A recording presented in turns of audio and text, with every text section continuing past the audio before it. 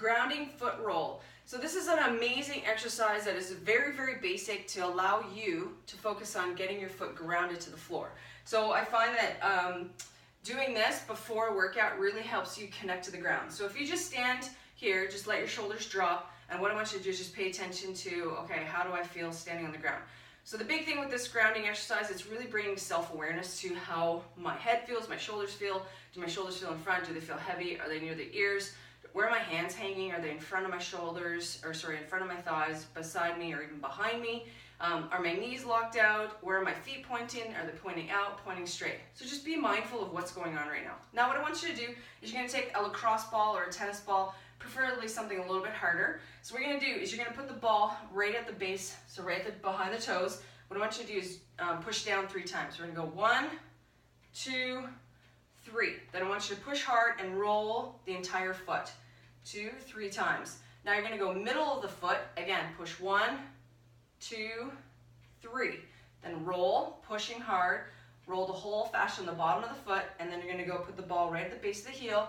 Again, push 1, 2, 3, and roll the whole fascia on the foot. And what I want you to do is focus on rolling the outside of the foot. Okay, so try to keep the ball. It's a little bit hard to balance.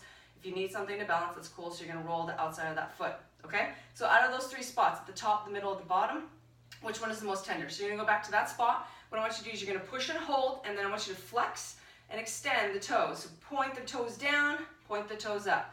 Point the toes down, point the toes up. Down, up, down, up, down, and up. Now, step off. Now, what I want you to do is stand, and what do you feel? Be aware what's going on.